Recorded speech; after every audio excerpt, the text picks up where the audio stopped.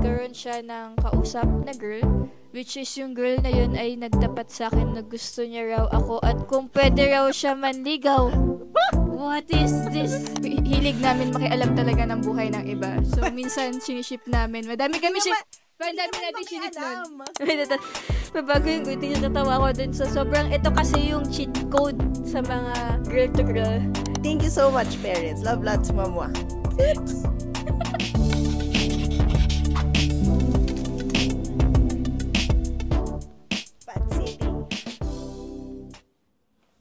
Hi guys, hello, it's Pat and Agnes and this is Pat and Agnes Try to Vlog. Today, magta-try tayo ng bagong vlog series introducing Hi Patness. Ngayon lang namin din-decide yung final working title dito. Kung may gusto kayong ibang title while watching this video, comment down below.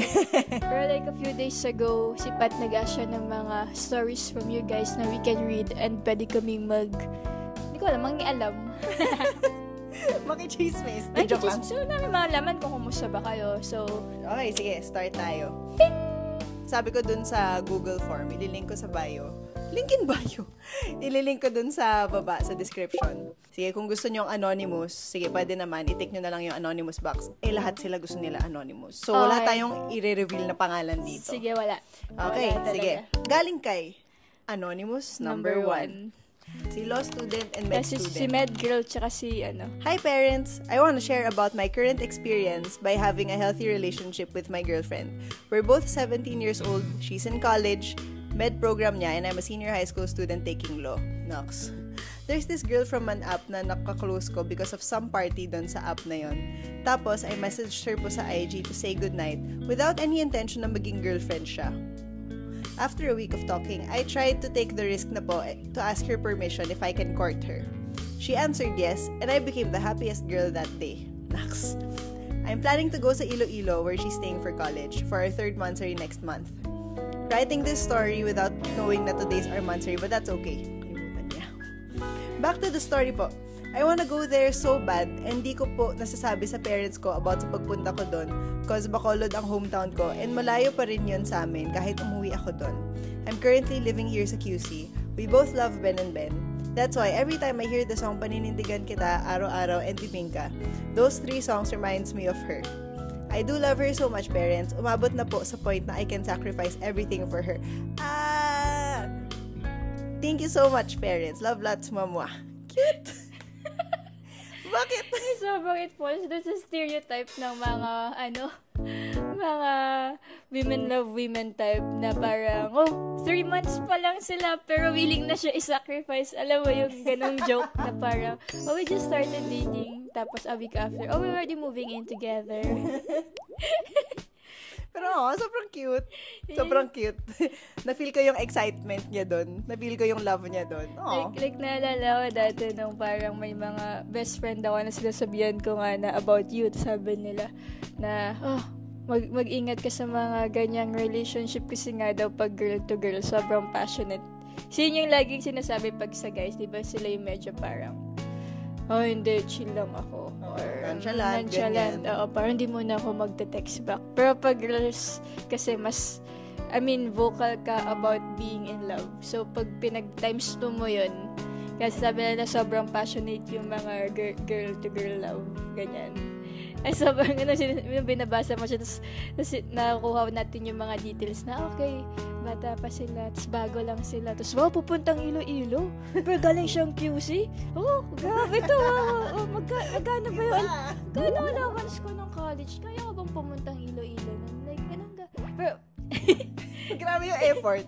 Ang masasabi ko lang dito kay Anonymous number 1 is, stay in love, grabe yung effort. Pero grabe na-imagine ko kung sa future, sobrang magkatuluyan sila. Wow, power couple. May isang lawyer, isang med. Nasa first, inisip ko yung, na panahon, nag-review siya, tapos kailangan niya alalayan pag-review. Kaso paano yun? Nag-review din yung isa. Oo, good luck. Anyways, stay strong, guys. I'm sure kaya nyo yan and you'll be able to figure out a system pag parehas na kayong busy sa school and sa work. Shucks, ang yaman nila in the future. Dami talagang mga things ngayon na online nagsisimula. Wala, ang cute din. Kasi it's the generation. And we started also there. Actually, mix yung sa atin Parang both in person and online. Wala actually. Pero I mean, a lot of things feel and looks big pag 17, 18, 19 ka. I mean, ganun yung mood niya Like, gets ko yung parang willing kang lumipat ng Iloilo or like, kung nag-iisip ka din, probably lumipat ng school, mga ganyan yan na parang big life decisions. Gusto ko lang sabihin kay law student na the best way you can take care of your special other ay to take care of yourself first. So, pagbutihin nyo yung pag-aaral nyo. Yeah. Like, kasi parang baka lang sa future bigla kang mas kailangan ko nang mag-sacrifice ng major allowance para makaipon at makapunta ng Iloilo. I mean, those are like good ang tawag doon, motivation para like to start earning. Ikaw, di ba naalala mo nun? Oo, so dati nagtuturo ako ng piano para may pang-date ako. Kaya, basta kung may mga iba't iba kang mga side hustle as a student para ma-sustain yung passion, which is the dating life. Pero yun, parang gusto lang namin sabihin sa'yo. Looking forward sa inyong magiging kwento, next chapters. Sana matuloy ka sa Iloilo. So feeling ko meron na siyang pamasahe. Kasi paalam na lang yung kulang. Diba? Like, di man na niya sinabi feeling ko napag-ipunan na niya to. Niya, di na siya sabi na parang, mag-ipon pa po ako or like, wala, paalam lang. Paano po ako mag-excuse? Ayun, kay law student tsaka med student, chill lang. Take care of yourselves and take care of each other. And with that, we play this song. Joke. DJ. Galing kay Ano number 2. Hi guys.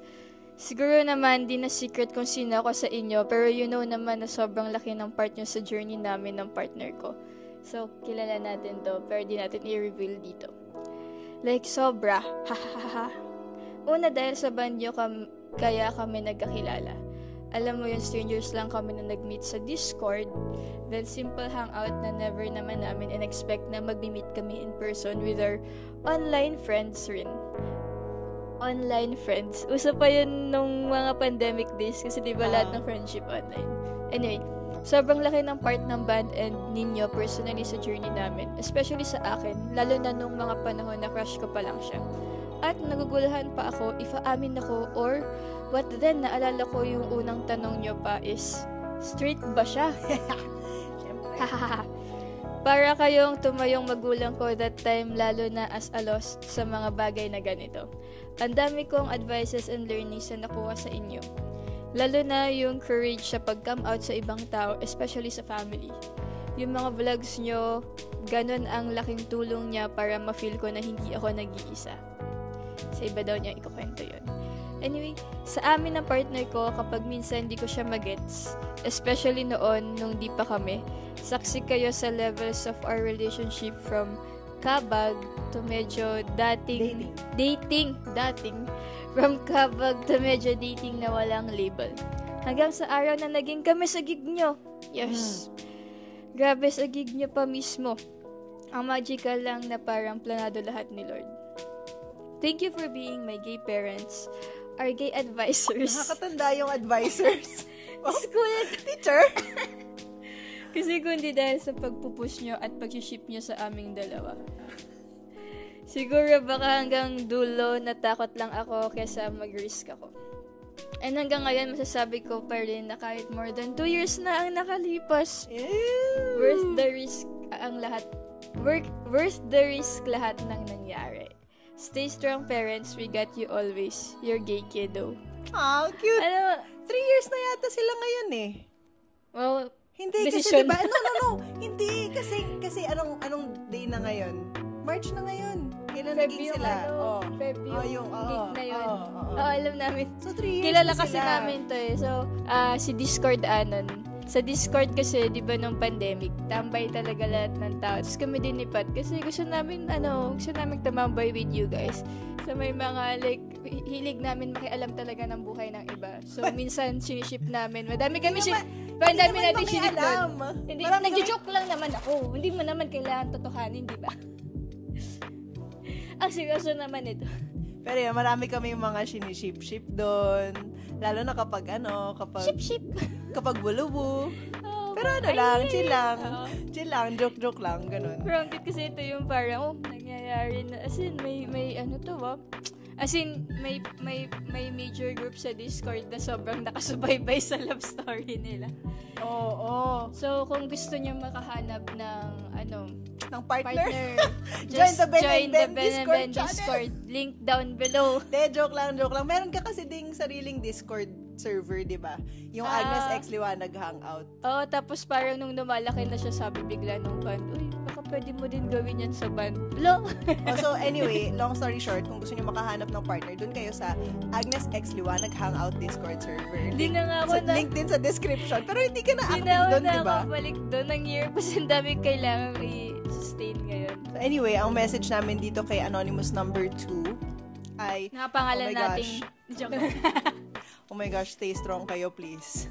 Kayo na lang yung kayo na lang yung staying strong ngayon sa lahat ng mga siniship namin dun sa Discord. Feeling ko ang dami nating na-ship nun. At least 3. At least 3. Tapos itong pair na lang na to yung natira. Diba? Congrats sa kanila. Ang galing. Solid. Dun sa part na nagti-thank you kayo sa amin. Thank you din kasi yun nga, binigyan nyo rin kami ng safe space to be ourselves, to just hang around, to just talk to people. Thank you doon kasi kung hindi naman kami naging comfortable, hindi naman kami gagawa ng ganitong content na pwede namin i-share sa inyo. So, yun, thank you din. Appreciate namin yun. Pero I think sa ngayon, muna kami. Pause muna kami sa mga pag-ship ng mga liwanag. Kasi 1 out of yung success rate natin 1 out of 10. Yung success rate namin na sa matchmaker ay 1 out of, sabi natin 5. 20% success rate. Medyo mababa, guys. So kapag sinip namin kayo, huwag kayong umasa doon. Huwag kayong umasa. Last words of wisdom. Words of wisdom! Ayun, love Advisor you. talaga. Love you nga, to. Stay strong. Guys. Anonymous number 4. My story is nung time po na nag-decide ako magpaligaw. I've been telling to myself before na baka di ko pa nakakasalubong or nakasabay sa daan yung para sa akin kaya hindi pa ako nagpapaligaw. Nung time po na pumunta kami ng Liwanag House, that is the time na nagsabi sa akin si Boy na maniligaw na siya at sobrang saya ko kasi kayo yung nasa harap ko that time habang binubulong niya sa akin na officially manliligaw na siya. After that, nagkaroon kami ng time sa isa't isa pero nawalan ako ng time sa friends ko. Hindi ko na nasabi yon sa kanya na nagtatampo rin friends ko kasi madalas si Boy na lang kasama ko. Sinamahan niya ako sa mga gusto ko pero di ko na-feel na gusto niya yung ginagawa namin. Hanggang sa yung gusto niya na lang ang nagagawa namin kasi parang naramdaman ko na ang selfish ko kasi gusto ko lang yung nagagawa namin. So, she likes, Gets. Na-drain ako, na-burn out hanggang sa ayoko na lang. Nagkaroon siya ng kausap na girl, which is yung girl na yun ay nagtapat sa akin na gusto niya raw ako at kung pwede raw siya manligaw. What is this? Okay. Ano nangyayari? Okay. Hanggang sa naging bukang bibig niya na yung girl doon. Wait, hindi pa din ako makaget over doon sa sinabi niya. Kasi medyo parenthesis pa siya, like di pa siya part ng kwenta, but okay, wait. Hanggang sa nagiging bukang bibig na niya yung girl, doon ako nag-connect the dots, tapos parang habang nag-uusap kaming dalawa, nililigawan niya na rin yung girl! Ay, nagsabay na siya. Okay. Ang ending, naiwan ako sa ere.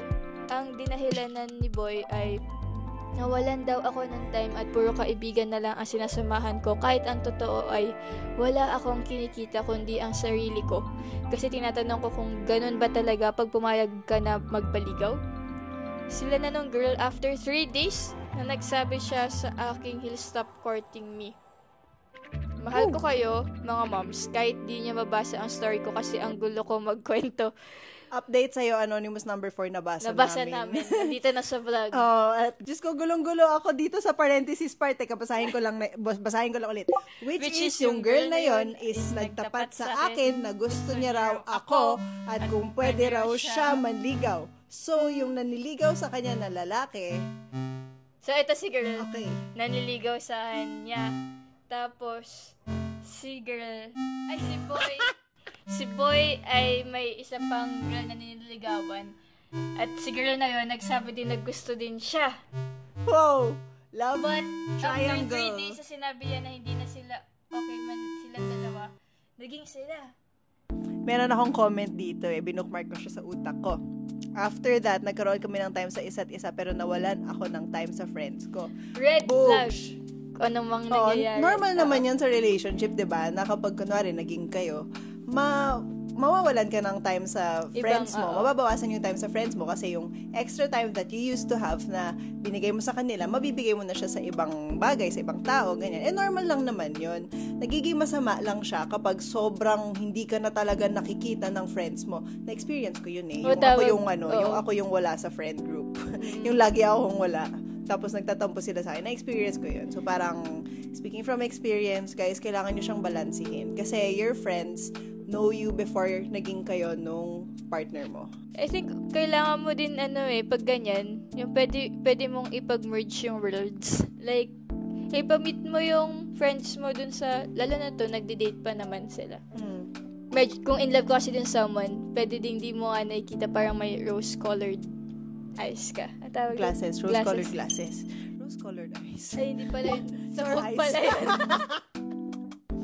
Grabe ka sa sabog. Ako nga, sore eyes nga lang ako Sabi din niya nung after 3 days, naging sila na nung girl. I think okay lang pala ng lahat ng nangyayari. I mean, it's to your favor, anon for. Kasi ibig sabihin, hindi ka talaga gusto ng guy. Or like, tapos ito may isa pang girl na may sabi na tapos biglang sila na. After magsabi na gusto din manligaw sa'yo. Medyo malabo. Yeah, kasi honestly, tingin ko number 4. Ikaw yung panalo dito kasi you dodged 2 bullets. Yeah. 2 in 1. Grabe, iba ang swerte mo. Number 4. With 1 stone. Feeling ko if you were able to hang out with your friends more often, with yung guy na dinedate mo, meron akong feeling na baka nakita nila yung red flag na yon. Kasi sometimes yung friends mo rin nga talaga, tulad nga ng sabi ni Agnes, yung nakakakita ng mga red flags. Sila yung nakakakita ng mga, ng mga good things and the bad things. Okay. And for sure, sasabihin nila yun sa'yo kapag meron silang na-feel na parang may off, ganyan. Congrats, yun yung masabi ko. Oo, actually, swerte ka dun. Dinudge mo yun. 1, 2. It may feel na ngayon parang nawalan ka ng dalawang person in your life. Pero, it's a good thing na hindi mo sila naging ganun ka-close. Or, baka pala, hindi mo alam, ikaw naman pala yung Cupid sa kanilang dalawa. Pwede din naman in another light na sila talaga pala parang meant to be na magkakilala kayo at maging ganun yung relationship yung tatlo para makita nila yung isa't isa. So dapat pala mag-thank you silang dalawa sa'yo. So, dapat kanila ilibre. Anyway, congrats sa'yo. And excited kami sa mga next na kaganapan mo in life dahil feeling ko mas marami ka nang natutunan ngayon sa mga pag-decide kung itong panliligaw ba na to, itong manligaw ba na to ay para green sa'yo. Flag? Red Oo. flag? Or... Kasi parang dito din sa kwento niya, parang hindi din sila compatible Tingnan mo. Parang hindi sila compatible sa hobbies pa lang Sa hobbies and hanging out pa lang. I think kailangan sa mga hobby, siya magpunta. Oo. Hobby club. Para matik meron na kayong one thing in common. Baka dun nyo na ma-meet. De, joke lang. Ito na naman tayo sa pagiging matchmaker natin. 20% success rate nga, di ba? Mababa ang success rate. Taasan natin the more that alam mo sa ML, the more that you play, tumataas yung success rate mo. Kahit sobrang daming beses mo rin natatalo. Okay, so welcome to the Pat and Agnes matchmaking segment. With a 20% win rate. Okay, move on na nga tayo. Sige, number 5. Last question na for talaga this to. vlog. Hindi siya question, B. Last message reading for this episode. Galing kay Anonymous number 5. Magandang araw, ates. So, magsisimula pa ako from the very start. Year 2021. I have this one friend who has a crush on me raw, but she's not vocal, so I didn't know also. Kaya hindi rin ako aware. Until one day, we kept on communicating. Every day na talaga siya, hanggang sa nagsasabihan na kami ng mga whereabouts. Month of April, she courted me, and sinagot ko rin naman po siya weeks after our courting stage. Ang sa akin po kasi, sagutin ko na at in relationship kami while getting to know each other deeper. Okay. So, saka pa lang sila nag-getting to know nung naging sila. Nung naging sila na. Okay. Plus, magkalapit lang po kasi ang bahay namin, kaya madaling mapuntahan. Alam niyo po, yung hindi naman ako kinakabahan kasi girl siya, kaya anytime pwede siya sa bahay. And also, they know na she's my friend lang. Hindi nila alam na we're lovers na pala. Hey, I noticed my family na they're comfortable with her na rin. And I think they know na in a relationship kami. But they're not vocal. Nasasabihin nilang kayo ba? Magjowa ba kayo? Napansin na lang po nila na palagi kaming magkasama, kaya nahahalata rin. Tapos kasama po namin siya sa mga gala, kaya alam niyo po yun. Mas naging close siya sa family ko, at the same time, na-open ko rin yung thoughts na, tanggap ako kahit girlfriend ang mayroon ako. I'm so thankful for my family kasi they're open about it sa ganitong relationship and without judgment na natatanggap. Nagtagal po kami ng 1 year and 8 months. But sadly, month of December 2022, naghiwalay po kami. Kapag po kasi involved ng ibang tao, ibang usapan na po kasi yon at paulit-ulit na nangyayari. And the worst is, involved po ang cheating. Kaya may lamat na po talaga yung relationship namin kahit nagkakaayos naman po kami. Nag-usap naman po kami, but the problem is lagi nang usapan yung kapag nagtatalo kami, kaya nagiging malala yung away. So, nababalik yung old problems. The trauma is there na po kasi kaya mahirap if yung taong yon nakikita mo pa. Hanggang sa minsan na lang po kami mag-uusap and yung spark is wala na, kaya we talk and ended our relationship na po. We both know na toxic na po kasi yung relationship namin, kaya yun po, tinapos na po namin. Pero we're good friends until now, kaya yung peg po namin is friends to lovers to friends. The good news now, mga ate, is I found my partner in crime, understanding and caring. She know all my dramas and on my last relationship, kaya she's maingat po about sa mga traumas and such. Bonus po na she is psychology graduate, kaya naiintindihan niya po ako and me also naiintindihan ko rin siya. I am in a healthy relationship na po. My family knows her din po. I am so happy. Saya. Na-end niya ng masaya. Oo nga, it's ang cute na siya. Like, this bad experience became a good experience kasi biglang friends naman pala sila in the end. Tapos, dahil doon, mas nagamit nga niya yung experience na yun para malaman kung paano ba talaga ang isang good relationship. Galing! Actually, parang naging happy din ako doon. Parang feeling ko na subaybayan ko yung yung dating life niya. From yung girlfriend niya na yon, tapos yung tinanggap sila ng family, tapos nag-cheat, tapos naging hindi na naging sila, hanggang sa naging friends sila, tapos ngayon happy na siya. Grabe, daming mga good things about this kwento. Bago yung good things, natatawa ko dun sa sobrang, ito kasi yung cheat code sa mga girl to girl. Pwede mong ipakilala lang na best friend. No questions asked. Ginawa mo yun eh. Yan talaga. Bakit? Hindi mo ginawa? Ginawa ko din diba? Ay, nako. Kaya natatawa dito kasi hindi siya kinakabahan magpaalam. Ganyan ba? Tsaka ang cute na yung family niya. Like, comfy sila, sila. As in, ibang pa yun usapan pag sila hindi ko. She didn't need to come out. Baka sa kanila din parang they felt na it's better na nakikita din nila yung partner. And hindi siya sinisecret. So, in a way, parang naging good shot siya. Pwede kasing ganun eh. Tapos sumasama rin sa gala, ganun. So, nakikilala din ng family kung ano yung character nung partner niya. Kung sino siya as a person. Nakikilala nila kung mabuting tao ba yung partner ng anak nila, ganun. Pero ito yung mga questions na can you be friends with your ex? Ito yung sumasagot ng yes. Kasi naging friends sila eh. Ang cute kasi... I wonder kung sorry. Go ahead. Kasi alam nila na toxic silang dalawa sa relationship. So, mature decision na sabi nila, wag break na tayo. Kasi hindi... As in, dahil nga meron na, sabi niya, may lamat. Laging bumabalik yung old issues pag may bago. Na, ikaw kasi ganito ka dati. So, alam na nila na hindi na nila babalik yung dating trust. Yung same mood pag yung trust, may crack. Kahit na i-fix mo siya. Dahil nga nalaman, alam mo before na may something na. Ang hirap nga niya ang hirap niya i-mend. Oo. And I think ang makakapag-mend lang nun ulit ay kung maging friends kayo. And, nangyari sa kanila, like, sobrang cute. Actually, curious ako kung paano sila naging friends ulit. Kasi, for some people, it takes a super long time. Yeah. Na parang, mag-ex sila kasi bad yung, hindi sila nag-workout. Tapos, eventually, naging friends sila. Like, I just wonder kung paano siya nangyari. Mm-hmm. Kasi, hindi naman siya bihira. It's possible, right? But, gusto ko malaman kung paano. So, Anonymous number 5. Comment down below. Friendship is still a form of love. Oo. Relationship pa rin naman ang friendship. Tsaka minsan nga mas, complicated yung friendship, So, ang ganda na they maintained that kind of close relationship.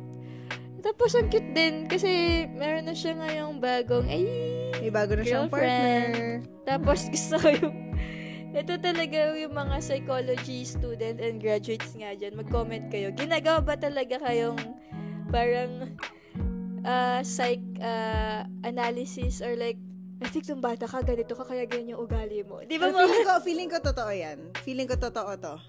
I know this kasi meron akong ex na psych graduate. They learned about this, di ba? Yung mga kung sino ka nung bata ka or like yung experiences around your childhood can shape yung ugali mo pagtanda. Parang ganun yung pagkakaintindi ko sa mga psych graduates. Please don't cancel me kung mali yung information na to.